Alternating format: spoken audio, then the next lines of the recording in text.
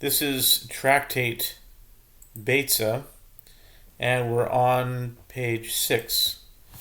Daf Vav Amud Aleph, top of the page, with the words Amar Rava Meis B'Yom Tov Rishon. Rava said, if one died on the first day of a festival, Gentiles should attend to his burial. If he died on the second day of a festival, Jews should attend to his burial. Interesting.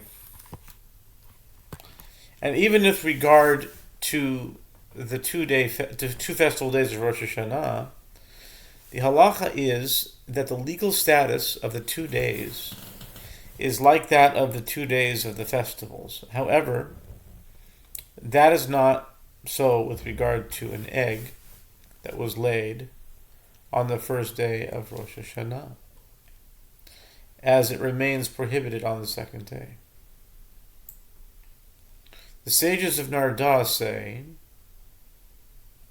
even with regard to an egg, Rosh Hashanah is no different from other festivals, as an egg laid on the first day is permitted on the second. As what do you think? In other words, what is your concern? Perhaps witnesses will fail to arrive, and the court will proclaim the month of Elul full, 30 days long, and begin counting the year only from the following day. In that case, both days are kept as sacred ab initio.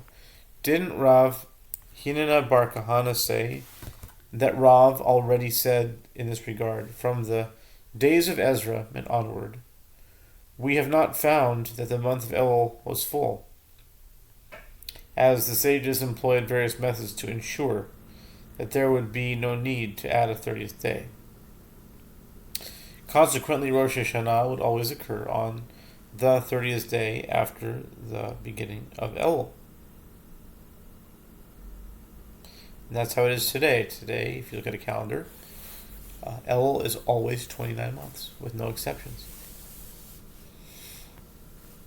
Mar Zutra said, we said that Jews should attend to the dead on the second day of Rosh Hashanah, only when the burial of the corpse has already been delayed, and for some reason the burial was not on the day that he died. In that case, the body might begin to decay, and the dignity of the dead is at stake. However, if the burial has not been delayed, and there is no concern for the dignity of the corpse, its burial may not be attended to on the festival. Rather, we delay it until the festival has ended. Rav Ashi said, even though the burial was not delayed, but it is the day that he died, we still do not delay the burial. What is the reason for this? With regard to the dead, the sages equated the legal status of the second festival day with that of a weekday.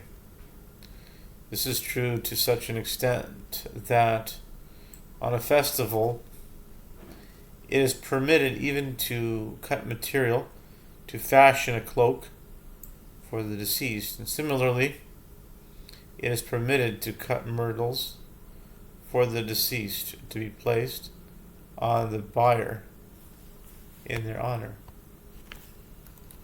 Ravina said, and nowadays, when there are habarei, this practice must be adjusted.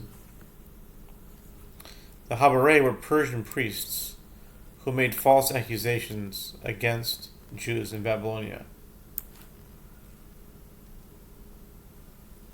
Chabareh. They cited the fact that Jews were burying their dead on the second festival day as proof that the day was not holy, and they forced them to work on that day.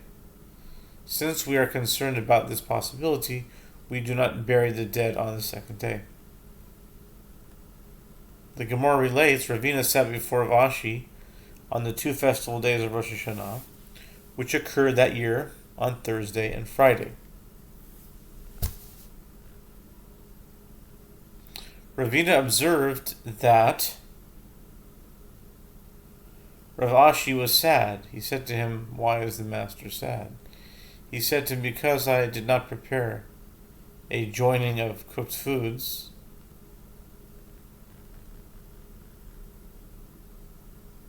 and therefore I cannot prepare food or light a candle on Rosh Hashanah for the upcoming Shabbat."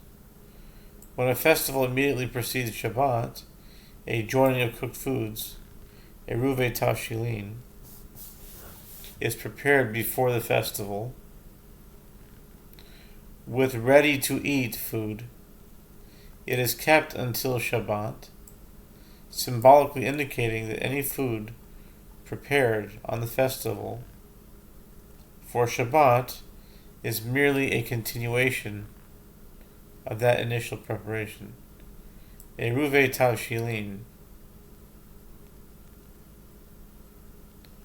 So Rav Ashi forgot to do it, or didn't do a ruve tavshilin. Tavshilin. Tavshilin. Tavshil. A ruve tavshilin. Let's see. 1100.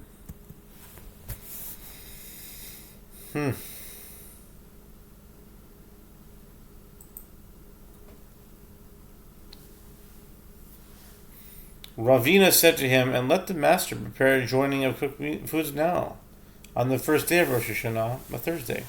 Didn't Rava say a person may prepare a joining of cooked foods from one festival day of the diaspora to another by stipulating the following condition: if today is a weekday and tomorrow is holy, this shall be my joining of cooked foods, by means of which I may prepare food tomorrow for Shabbat.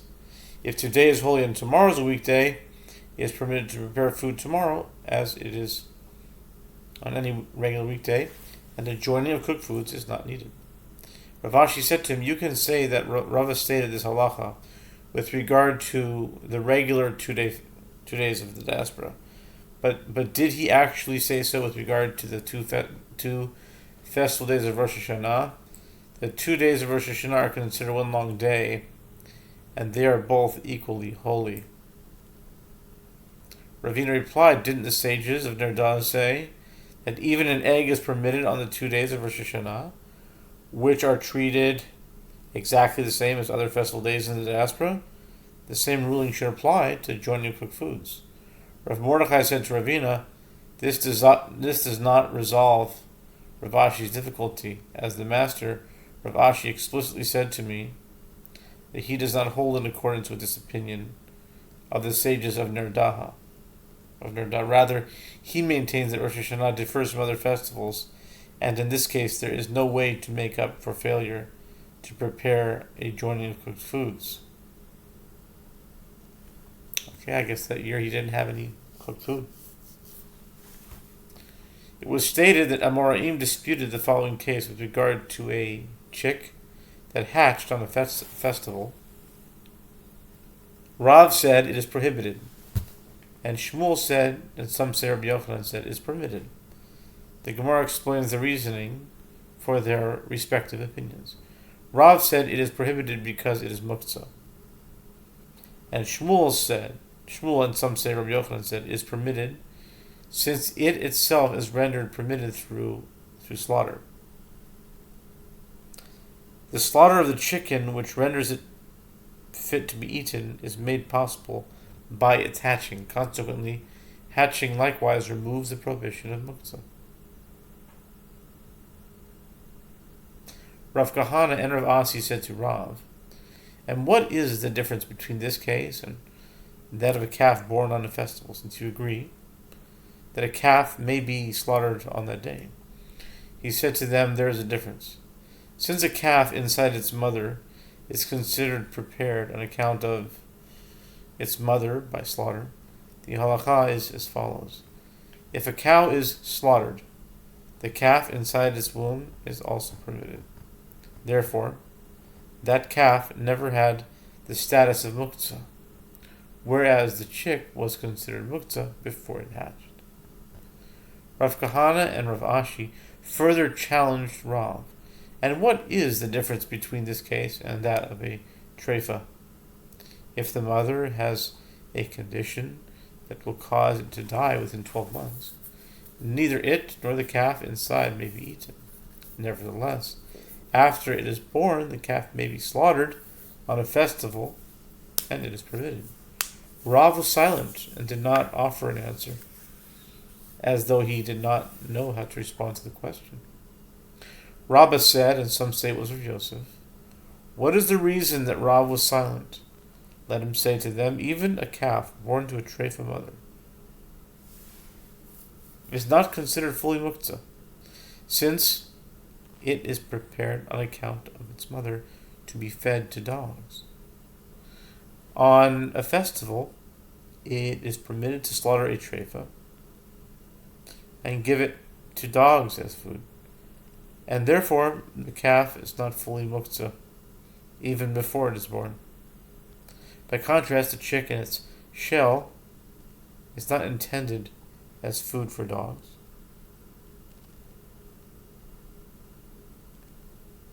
And therefore a chick that hatched on a festival was unfit for use when the festival began. Consequently, it was considered muktzah, and it is now nolad, an object that came into being on Shabbat or a festival, and is therefore prohibited.